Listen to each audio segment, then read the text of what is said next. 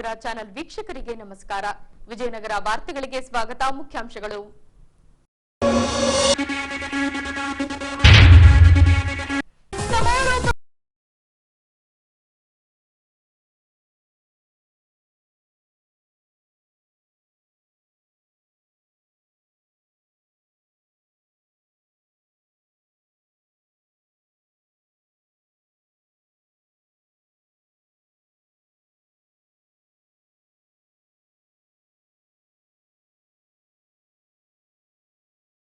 ಕಲಾವಿದರನ್ನ ಹುರಿದುಂಬಿಸಿದ ಪ್ರೇಕ್ಷಕರು. ಈಗ ವಾರ್ತೆಗಳ ವಿವರ. ಐತಿಹಾಸಿಕ ಹಂಪಿ ಉತ್ಸವದ ಸಮಾರೋಪ ಸಮಾರಂಭವನ್ನ ದಿನಾಂಕ 2ರಂದು ಮುಖ್ಯ ವೇದಿಕೆಯಲ್ಲಿ ಕೈಗೊಳ್ಳಲಾಗಿತ್ತು.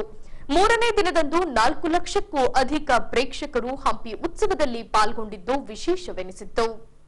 ಹೀಗೆ ಎಂಪಿ ಪ್ರಕಾಶ್ ಮುಖ್ಯ ವೇದಿಕೆಯಲ್ಲಿ ಹಂಪಿ ಉತ್ಸವದ ಸಮಾರಂಭ ಕೈಗೊಳ್ಳಲಾಗಿ ಹಂಪಿ ಉತ್ಸವ ಯಶಸ್ವಿ ಹಾಗೂ ಅದ್ಧೂರಿಯಾಗಿ ನಡೆಯಲು ಕಾರಣೀಭೂತರಾದ ರಾಜ್ಯ ಸರ್ಕಾರಕ್ಕೆ ಹಾಗೂ ಸಹಕರಿಸಿದ ಎಲ್ಲಾ ಇಲಾಖಾ ಅಧಿಕಾರಿಗಳು, ಸಿಬ್ಬಂದಿಗಳು ಮತ್ತು ಪ್ರೇಕ್ಷಕರಿಗೆ ಜಿಲ್ಲಾಧಿಕಾರಿ ಎಂಎಸ್ ದಿವಾಕರ್ ಅವರು ಈ ವೇಳೆ ಅಭಿನಂದನೆ ತಿಳಿಸಿದರು. ಇವತ್ತು ಈ ರೀತಿಯಾಗಿ ವಿಜೃಂಭಣೆಯಾಗಿ ಹಂಪಿ ಉತ್ಸವ ನಡೀಲಿಕ್ಕೆ ಮತ್ತು ಅದಕ್ಕೆ ನಮಗೆ ಸೂಕ್ತ ಸಲಹೆ ಕೊಟ್ಟಂತಹ ಕರ್ನಾಟಕದ ಜನ ಸರ್ಕಾರದ ಮುಖ್ಯಮಂತ್ರಿಗಳಾದ ಮಾನ್ಯ ಸಿದ್ದರಾಮಯ್ಯ ಸಾಹೇಬರಿಗೆ ತಮ್ಮೆಲ್ಲರ ಮುಖಾಂತರ ನಾನು ಗೌರವಯುತವಾಗಿ ಅವರಿಗೆ ವಂದನೆಗಳನ್ನು ಸಲ್ಲಿಸ್ತಾ ಇದ್ದೇನೆ.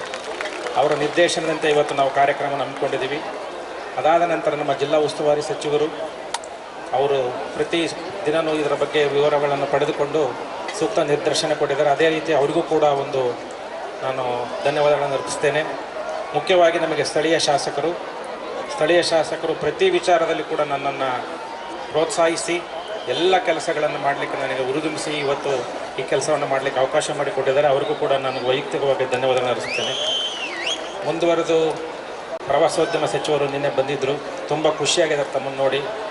ಅದಾದಮೇಲೆ ಕನ್ನಡ ಮತ್ತು ಸಂಸ್ಕೃತಿ ಇಲಾಖೆ ಸಚಿವರು ಕೂಡ ನಮಗೆ ಸಮಯಕ್ಕೆ ಸರಿಯಾಗಿ ಮಾಹಿತಿಯನ್ನು ನಿರ್ದೇಶನವನ್ನು ನೀಡಿ ನಾವು ಈ ಸಭೆಯನ್ನು ಯಶಸ್ಸಾಗಿ ಮಾಡಲಿಕ್ಕೆ ಅವಕಾಶ ಮಾಡಿಕೊಟ್ಟಿದ್ದಾರೆ. ಅವರಿಗೂ ಕೂಡ ಧನ್ಯವಾದಗಳನ್ನು ಅರ್ಪಿಸ್ತೇನೆ. ಮೊದಲಾಗಿ ತಮಗೆ ಗೊತ್ತಿರಬಹುದು, ಬಿಸಿಲಿದೆ, ಜಾಸ್ತಿ ಬಿಸಿಲಿರೋದ್ರಿಂದ ಹಂಪಿ ಉತ್ಸವದ ಸಮಯದಲ್ಲಿ ಜನ ಬರಲಿಕ್ಕಿಲ್ಲ ಅನ್ನೋದು ಎಲ್ಲರಿಗೂ ನಂಬಿಕೆ ಇತ್ತು. ಕೇಳ್ತಾ ಇದ್ರು, ಬಿಸಿಲು ಜಾಸ್ತಿ ಇದೆ, ಸ್ವಲ್ಪ ಲೇಟ್ ಆಯಿತು ಅಂತ. ಹಾಗಾಗಿ ನಾವು ಅನೇಕ ಕ್ರಮಗಳನ್ನು ವಹಿಸಿದ್ವಿ. ಅದರಲ್ಲಿ ಕುಡಿಯೋ ನೀರು ಮತ್ತು ಧೂಳು ಬರದೇ ರೀತಿಯಾಗಿ ನಾನು ಗವಿಯಪ್ಪ ಸರ್ಗೆ ಹೇಳಿದೆ, ಜನ ಬಿಸಿಲಿದ್ದರೆ ಬರೋದಿಲ್ಲ ಅನ್ನೋದಕ್ಕಿಂತ ಈ ಹಂಪಿ ವಿರೂಪಾಕ್ಷೇಶ್ವರ ಮತ್ತು ಉದ್ಯಾನ ವೀರಭದ್ರೇಶ್ವರ ಇರೋದರಿಂದ ಜನಗಳಿಗೆ ಏನು ಕೊರತೆ ಆಗೋದಿಲ್ಲ, ಸಾಗರೋಪಾದಿಯಲ್ಲಿ ಜನ ಬರುತ್ತದೆ ಅಂತ ಹೇಳಿದ್ದಾರೆ. ಇಲ್ಲಿ ಜನ ಬರೋದು ಆ ವಿರೂಪಾಕ್ಷೇಶ್ವರನ ಪವಾಡದಿಂದ ಹೊರತು ನಾವು ಏನು ವ್ಯವಸ್ಥೆ ಮಾಡೋದು ತುಂಬ ಸಣ್ಣದ ವಿಚಾರ ಆಗುತ್ತೆ ಅಂತ ಹೇಳಿ ಅದನ್ನು ಇವತ್ತು ತಾವೆಲ್ಲ ರೂಪಿಸಿ ಕೊಟ್ಟಿದ್ದೀರಿ. ಹಾಗಾಗಿ ನಿಮ್ಮೆಲ್ಲರಿಗೂ ಕೂಡ ನಾನು ಧನ್ಯವಾದಗಳನ್ನು ಅರ್ಪಿಸ್ತೇನೆ. ಜೊತೆಯಾಗಿ ನಾವು ಅನೇಕ ಇಲ್ಲಿ ಸಲಹೆಗಳನ್ನು ಮತ್ತು ಸಹಕಾರಗಳನ್ನು ಪಡೆದಿದ್ದೀವಿ. ಯಾಕೆಂದರೆ ನಿನ್ನೆಯಿಂದನೂ ಕೂಡ ಎಲ್ಲರೂ ಕೂಡ ಜಿಲ್ಲಾಧಿಕಾರಿಗಳು ಇದು ಯಶಸ್ಸಿಗೆ ಕಾರಣ ಅಂತ ಹೇಳ್ತಾ ಇದ್ದೀರಿ. ಜಿಲ್ಲಾಧಿಕಾರಿಗಳು ಯಶಸ್ಸಿಗೆ ಕಾರಣ ಅಲ್ಲ, ನಾನು ಮಾತ್ರ ನಿಮ್ಮ ಮುಖಕ್ಕೆ ಕಾಣಿಸ್ತೀನಿ. ನನ್ನ ಹಿಂದೆ ಅನೇಕ ಆಫೀಸರ್ಸ್ಗಳು ಕೆಲಸ ಮಾಡಿದ್ದಾರೆ. ಅವರೆಲ್ಲರ ಯಶಸ್ಸಿನ ಒಂದು ಗುಟ್ಟೆ ನನ್ನ ಯಶಸ್ಸು. ಇವತ್ತೇನಾದರೂ ಹಂಪಿ ಉತ್ಸವ ಸಕ್ಸಸ್ ಆಗಬೇಕು ಅಂದರೆ ಅದಕ್ಕೆ ಮೂಲ ಕಾರಣ ಹಂಪಿ, ಕಡ್ಡಿರಾಂಪುರ, ಕಮಲಾಪುರ ಈ ಜನಗಳಿಂದನೇ ಇದು ಹಂಪಿ ಉತ್ಸವ. ನೆಕ್ಸ್ಟ್ ಮತ್ತೆ ಮುಂದಕ್ಕೆ ಹೋಗ್ತೀವಿ, ಮಲ್ಲಪ್ಪನ ಗುಡಿ, ಹೊಸಪೇಟೆ ಈ ರೀತಿ ಹೋಗುತ್ತೆ. ಹಾಗಾಗಿ ಈ ಜನ ಇವತ್ತು ಏನಾದರೂ ನಮಗೆ ಎಲ್ಲದಕ್ಕೂ ಸಹಕಾರ ಮಾಡಿದ್ದಾರೆ. ಅವ್ರ ಮನೆ ಮುಂದೆ ಗಾಡಿಗಳು ನಿಲ್ಲಿಸೋದು, ಪಾರ್ಕಿಂಗ್ ಏರಿಯಾ ಮತ್ತು ಅವ್ರು ಬರೋದು ಎಲ್ಲ ಕೂಡ ಈ ಭಾಗದ ಜನಗಳು ಸಹಕಾರ ಮಾಡಿದರೆ ಅವರೆಲ್ಲರಿಗೂ ಕೂಡ ಜಿಲ್ಲಾಡಳಿತ ಪರವಾಗಿ ಧನ್ಯವಾದಗಳನ್ನು ಅರ್ಪಿಸ್ತೇನೆ.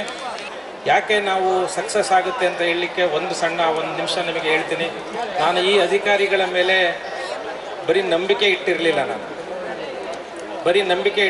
ವಿಶ್ವಾಸ ಇಟ್ಟಿದ್ದೆ. ಹಾಗೆ ನಾನು ಈ ಎಲ್ಲ ಏನು 50-60 ಅಧಿಕಾರಿಗಳು ಅದನ್ನು ಬಿಟ್ಟು ಬೇರೆ ಬೇರೆ ಎಲ್ಲ ಅಧಿಕಾರಿಗಳು, ಅನೇಕ ಇಲಾಖೆಗಳು ಎಲ್ಲರೂ ಕೂಡ ನಾನು ಅವ್ರ ಮೇಲೆ ವಿಶ್ವಾಸ ಇಟ್ಟಿದ್ದೀನಿ, ನಂಬಿಕೆಗಿಂತ ಹೆಚ್ಚಾಗಿ. ಆ ವಿಶ್ವಾಸದಿಂದನೇ ಇವತ್ತೇನಾದರೂ ಯಶಸ್ಸು ಬರಲಿಕ್ಕೆ ಕಾರಣ ಆಗಿದೆ. ಆ ಯಶಸ್ಸು ನನಗೆ ತಾವೆಲ್ಲರೂ ಕೊಟ್ಟಿದ್ದೀರಿ. ಬಟ್ ಆ ಯಶಸ್ಸು ಎಲ್ಲ ಅಧಿಕಾರಿಗಳಿಗೆ ಹೋಗಬೇಕು ಅನ್ನೋದು ನನ್ನ ಆಸೆ. ಹಾಗಾಗಿ ಅವರಿಗೆ ಈ ವೇದಿಕೆಯಿಂದ ಎಲ್ಲ ಯಶಸ್ಸು ಕೂಡ ಅವರಿಗೆ ಸೇರ್ಲಿ ಅಂತ ಹೇಳ್ತಾ, ಲಕ್ಷಾಂತರ ಜನ ಬಂದಿದ್ದೀರಿ. ಸುಮಾರು 10,000ಕ್ಕೂ ಹೆಚ್ಚು ಜನ ಕಲಾವಿದರನ್ನು ಅವರಿಗೆ ಅವಕಾಶ ಮಾಡಿಕೊಟ್ಟಿದ್ದೀವಿ. ಮಲಗಲಿಕ್ಕೆ ಊಟ ವ್ಯವಸ್ಥೆ, ವಸತಿ ಎಲ್ಲ ಸಣ್ಣ ಪುಟ್ಟ ದೋಷಗಳಾಗಿರುತ್ತೆ. ನೀವು 1,00,000 ಜನ ಇದ್ದರೆ 2 ಲಕ್ಷ ಕಣ್ಣು, ನನಗಿರೋದು 2 ಕಣ್ಣು. ಎರಡು ಕಣ್ಣಲ್ಲಿ ನಿಮ್ಮೆಲ್ಲ ಲೋಪದೋಷಗಳು ಬರದೇ ರೀತಿಯಲ್ಲಿ ನೋಡಬೇಕಾಗಿದ್ದು ನನ್ನ ಟೀಮ್ ಕೆಲಸ ಮಾಡಿದೆ. ಆ ಟೀಮ್ಗೆಲ್ಲ ಯಶಸ್ಸು ಹೋಗಬೇಕು ಅಂತ ಹೇಳ್ತಾ ಮುಂದಿನ ಕಾರ್ಯಕ್ರಮವನ್ನು ಮಾನ್ಯ ಗೌರವಾನ್ವಿತ ಈ ಕಾರ್ಯಕ್ರಮದ ಅಧ್ಯಕ್ಷರಾದ ಗವಿಯಪ್ಪ ಸರ್ ಅವರು ಈ ಬಗ್ಗೆ ಬಳಿಕ ಶಾಸಕ ಎಚ್.ಆರ್. ಗವಿಯಪ್ಪನವರು ಮಾತನಾಡಿ, ಪಂಪ ವಿರೂಪಾಕ್ಷೇಶ್ವರ ಆಶೀರ್ವಾದದಿಂದ ಹಂಪಿ ಉತ್ಸವ ಅದ್ದೂರಿಯಾಗಿ ಜರುಗಿದೆ. ಇದಕ್ಕೆ ಸಹಕರಿಸಿದ ಮುಖ್ಯಮಂತ್ರಿ ಸಿದ್ದರಾಮಯ್ಯ ಮತ್ತು ಮಂತ್ರಿವರ್ಯರ ಸಹಕಾರವೇ ಕಾರಣವೆಂದರು. ಈ ಕಾರ್ಯಕ್ರಮ ಯಶಸ್ವಿ ಆಗಬೇಕಂದ್ರೆಗಿನ ನಮ್ಮ ಪಂಪ ವಿರೂಪಾಕ್ಷೇಶ್ವರ ಸ್ವಾಮಿ ಆಶೀರ್ವಾದ ಇಲ್ದಂಗೆ ಇದು ನಡೆಯಂಗಿಲ್ಲ. ಪಂಪ ಅಂಬದು ಭುವನೇಶ್ವರಿ ತಾಯಿ ಮತ್ತು ವಿಜಯಲಕ್ಷ್ಮಿ ತಾಯಿದು, ಮತ್ತು ಇಲ್ಲಿ ಮಾತಂಗಿ ಮಹರ್ಷಿದು ಮತ್ತು ಮಾತಂಗಿ ತಾಯಿದು, ಇವರು ಕೃಪಾ ಕಟಾಕ್ಷ ಇಲ್ದಂಗೆ ಇಷ್ಟು ವೈಭವದಿಂದ ನಡೆಯೋ ಕಾರ್ಯಕ್ರಮ ನಾವು ಎಷ್ಟೋ ವರ್ಷದಿಂದ ನಾವು ನೋಡ್ತಾ ಇದ್ದೀವಿ. ಬಟ್ ಈ ಥರ ಈ 2 ವರ್ಷದಿಂದ ಜನ ನಮ್ಮ ಸರ್ಕಾರ ಬಂದ ಮೇಲೆ, ಅದು ಮೊದಲನೇದಾಗಿ ಸಿದ್ದರಾಮಯ್ಯ ಸಾಹೇಬರು ಈ ವರ್ಷ ಬಂದಿದ್ರೆ ಇನ್ನೂ ದೊಡ್ಡ ಮಟ್ಟದಲ್ಲಿ ಇನ್ನೂ ಚೆನ್ನಾಗಿ ನಡೆಯೋದು. ಸಾಹೇಬ್ರನ್ನ ನಾವೆಲ್ಲ ಮಿಸ್ ಮಾಡ್ತಾ ಇದ್ದೀವಿ ಇವತ್ತೊಂದು ದಿವಸ. ಹಾಗಾಗಿ ಅದು ಇದೇ ಕಾರ್ಯಕ್ರಮ ಮತ್ತು ಜಮೀರ್ ಅಹಮದ್ ಸಾಹೇಬರು ಅವರು ಮತ್ತೆ ತಗೊಂಡು ಇಲ್ಲ ಏನು ಕಡಿಮೆ ಆಗ್ದಂಗೆ ನಾನು ನೋಡ್ಕೊತೀನಿ. ನನಗೆ ಭಯ ಇತ್ತು, ಹೆಂಗೆ ಸರ್ ಸಾಹೇಬರು ಬಂದಿಲ್ಲ ಅಂದರೆ, ಸಿದ್ದರಾಮಯ್ಯ ಸಾಹೇಬರು ಬಂದಿಲ್ಲ ಅಂದರೆ ಜನ ಬರ್ತಾರ ಅಂದೇಳಿ. ಆದರೆ ಜಮೀರ್ ಅಹಮದ್ ಸಾಹೇಬರು ಇಲ್ಲ, ಅವ್ರ ಆಶೀರ್ವಾದ ಇದೆ, ನಾವೆಲ್ಲ ಮಾಡೋಣಂತ, ನೀವೇನು ಚಿಂತೆ ಮಾಡೋಕ್ಕೆ ಹೋಗ್ಬೇಡ್ರಿ ಅಂದೇಳಿ ಎಲ್ಲ ಅವ್ರ ಜವಾಬ್ದಾರಿ ವಹಿಸ್ಕೊಂಡು ನಮ್ಮನ್ನ ಮತ್ತು ಜಿಲ್ಲಾಧಿಕಾರಿಗಳನ್ನ ಮತ್ತು ಎಲ್ಲ ಕಂಪ್ಲೀಟ್ ಎಲ್ಲ ಜಿಲ್ಲಾ ಆಫೀಸರ್ಸ್ನೆಲ್ಲ ಇಟ್ಕೊಂಡು ಈ ಫಂಕ್ಷನ್ ಹಂಪಿ ಉತ್ಸವ 2025ನೇ ವರ್ಷಕ್ಕೆ ಯಶಸ್ವಿ ಮಾಡಿಕೊಟ್ಟಿದ್ದಾರೆ ನಮ್ಮ ಜಮೀರ್ ಅಹಮದ್ ಸಾಹೇಬ್ರಂದು ಹೇಳಲಿಕ್ಕೆ ನಾನು ಇಷ್ಟಪಡ್ತೀನಿ. ಅದೇ ರೀತಿಯಾಗಿ ಈ ಕಾರ್ಯಕ್ರಮ ಇದು ಜನ ಉತ್ಸವ ಆಗಿದೆ. ಹಂಪಿ ಉತ್ಸವಕ್ಕಿಂತ ಜನ ಉತ್ಸವ. MP ಪ್ರಕಾಶ್ ಸಾಹೇಬರು 92ನಿಂದ ನಾವು ನೋಡ್ತಾನೇ ಇದ್ದೀವಿ. ಹಂಪಿ ಉತ್ಸವ ಸ್ಟಾರ್ಟ್ ಮಾಡಿರೋದು 2 ಲಕ್ಷದಿಂದ ಸ್ಟಾರ್ಟ್ ಮಾಡಿದರು. ಆದರೆ ಇವತ್ತು ಜನ ಎಲ್ಲ ಅವರೇ. ಇವತ್ತು ನೀವು ಇಲ್ಲಂದ್ರೆಗಿನ ಈ ಉತ್ಸವ ಇಲ್ಲ. ಹಾಗಾಗಿ ದಯವಿಟ್ಟು ನೀವೆಲ್ಲ ವರ್ಷ ಈ ಹಂಪಿ ಉತ್ಸವಕ್ಕೆ ಬರ್ತಾ ಇರಬೇಕು, ನೀವು ಭಾಗವಹಿಸ್ತಾ ಇರಬೇಕು, ಈ ಉತ್ಸವಕ್ಕೆ ಯಶಸ್ವಿ ತರಬೇಕಂತ ಹೇಳ್ತಾ, ಮತ್ತು ಎಲ್ಲ ಜಿಲ್ಲಾಧಿಕಾರಿಗಳಿಗೆ ಮತ್ತು ನಮ್ಮ ಸರ್ಕಾರಕ್ಕೆ ಮತ್ತು ಎಲ್ಲ ನಮ್ಮ ಜನರಿಗೆ ಧನ್ಯವಾದಗಳು ಹೇಳ್ತಾ ನಾನೊಂದೆರಡು ಮಾತನ್ನು ಮುಗಿಸ್ತಾ ಇದ್ದೀನಿ. Thank you. ನಂತರ ಮೋಹಕ ತಾರೆ ರಮ್ಯಾರವರು ಮಾತನಾಡಿ, ಈ ಬಾರಿಯ ಹಂಪಿ ಉತ್ಸವದಲ್ಲಿ ಕನ್ನಡ ಕಲಾವಿದರಿಗೆ ಹೆಚ್ಚಿನ ಅವಕಾಶ ಕಲ್ಪಿಸಿರುವುದು ಸಂತೋಷದ ಸಂಗತಿ ಎಂದರು. ಗವಿಯಪ್ಪ ಅವರಿಗೆ, ನಮ್ಮ DC ಸಾಹೇಬ್ರಾದ್ರ ದಿವಾಕರ್ ಸರ್ ಅವ್ರಿಗೆ, SP ಸಾಹೇಬ್ರಿಗೆ, ಇಲ್ಲಿ ಎಲ್ಲ ಪೊಲೀಸ್ ಅವ್ರಿಗೆ, ಮಾಧ್ಯಮದವ್ರಿಗೆ ನಾನು ಶುಭಾಶಯಗಳನ್ನ ಹೇಳಕ್ಕೆ ನಾನು ಇಷ್ಟಪಡ್ತೀನಿ. ಯಾಕಂದರೆ ಇದು ನಾನು ಮೊದಲೇ ಬಾರಿ ಹಂಪಿ ಉತ್ಸವಕ್ಕೆ ಬರ್ತಾ ಇರೋದು. ಆ್ಯಂಡ್ ತುಂಬ ಚೆನ್ನಾಗಿ ಆಯೋಜನೆ ಮಾಡಿದ್ದೀರಾ. ಸೊ ನಿಮ್ಮಿಂದ ಸಕ್ಸಸ್ ಆಗಿದೆ ಆ್ಯಂಡ್ ನಂಗೆ ತುಂಬ ಖುಷಿ ಆಗ್ತಾ ಇದೆ. ಇನ್ನೊಂದು ಏನಂದರೆ, ಬೇರೆ ಕಡೆನೂ ಈ ಥರ ಕಾರ್ಯಕ್ರಮ ಮಾಡ್ತಾರೆ, ಬಟ್ ನೀವು ಕನ್ನಡದವ್ರನ್ನ ನೀವು ಕರೆಸಿದ್ದೀರಾ ಪರ್ಫಾರ್ಮೆನ್ಸ್ಗೆಲ್ಲ. ಸೊ ಅದೊಂದು ಇನ್ನೊಂದು ಖುಷಿಯಾದ ಮಾತು. So thank you so much ನನ್ನ ಈ ಕಾರ್ಯಕ್ರಮಕ್ಕೆ ಕರೆದಿದ್ದಕ್ಕೆ. ನಿಮ್ಮನ್ನೆಲ್ಲರೂ ನೋಡಿ ತುಂಬಾ ಸಂತೋಷ ಆಯಿತು. ಕಾರ್ಯಕ್ರಮನ ಎಂಜಾಯ್ ಮಾಡಿ, ಊಟ ಮಾಡಿ, ಆ್ಯಂಡ್ ನೆಕ್ಸ್ಟ್ ವರ್ಷನೂ ನಾವು ಸಿಗೋಣ. Thank you so much. Hampi ಉತ್ಸವದ ಸಮಾರೋಪ ಸಮಾರಂಭದ ನಿಮಿತ್ತ ಉದ್ದಾನ ವೀರಭದ್ರೇಶ್ವರ ದೇವಸ್ಥಾನದಿಂದ ವಿರೂಪಾಕ್ಷೇಶ್ವರ ದೇವಸ್ಥಾನದವರೆಗೆ ಜಾನಪದ ವಾಹಿನಿ ಮೆರವಣಿಗೆ ಕೈಗೊಳ್ಳಲಾಗಿತ್ತು. ಈ ವೇಳೆ ರಾಜ್ಯದ ವಿವಿಧ ಜಿಲ್ಲೆಗಳಿಂದ ಆಗಮಿಸಿದ್ದ ಕಲಾ ತಂಡಗಳು ತಮ್ಮ ಪ್ರದರ್ಶನವನ್ನ ಪಡಿಸಿ ನೆರೆದವರಿಗೆ ಕರ್ನಾಟಕ ಜನಪದ ದರ್ಶನ ನೀಡಿದವು.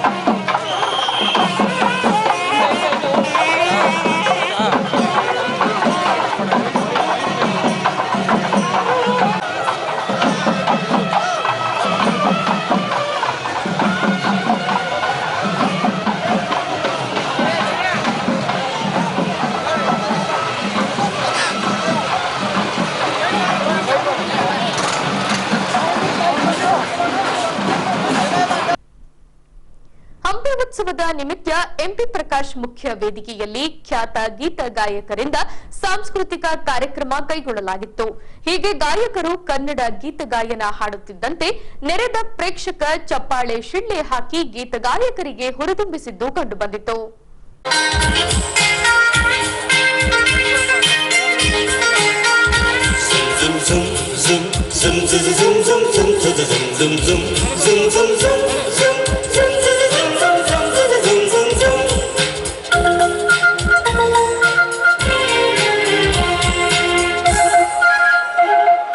ಪ್ರೇಮಲೋಕದಿಂದ ತಂದ ಪ್ರೇಮದ ಸಂದೇಶ ಭೂಮಿಯಲ್ಲಿ ಹಾಡಿ ತಿಳಿಸೋಣ. ಆನಂದ ಪಡೆಯೋಣ, ಪ್ರೇಮ ರಹಸ್ಯ ಹೇಳೋಣ. ಜೀವನವೆಂದರೆ ಪ್ರೀತಿ ಎನ್ನೋಣ, ಲೋಕದ ಸೃಷ್ಟಿಗೆ ಪ್ರತೀಕರಣ. ಜೀವನವೆಂದರೆ ಪ್ರೀತಿ ಎನ್ನೋಣ, ಲೋಕದ ಸೃಷ್ಟಿಗೆ ಪ್ರತೀಕರಣ. ಪ್ರೇಮಲೋಕ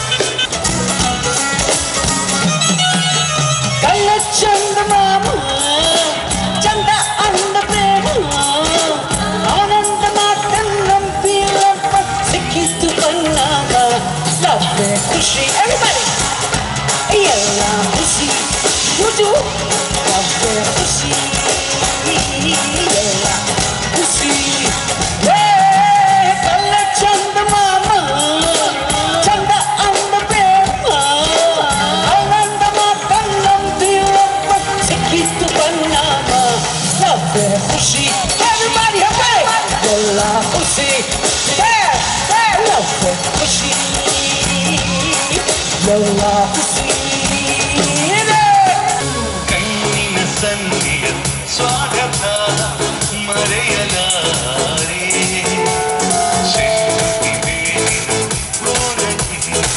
ಮರೆಯಲಾರೆ ಅಂತದ ಹೆಣ್ಣಿನ ನಾಚಿಕೆ ಮರೆಯಲಾರೆ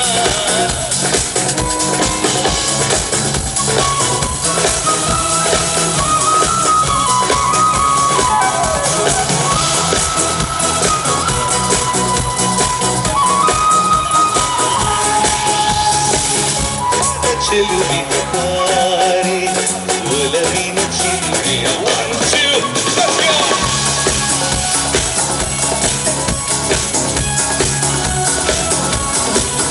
ಬಾರೇ ಬಾರೇ ಚಂದದ ಚೆಲುವಿನ ತಾರೆ ಬಾರೇ ಬಾರೇ ಒಲವಿನ ಚಿಲುಮೆಯ ತಾರೆ. ಈಗ ಕೊನೆಯಲ್ಲಿ ಮತ್ತೊಮ್ಮೆ ವಾರ್ತೆಗಳ ಮುಖ್ಯಾಂಶಗಳು.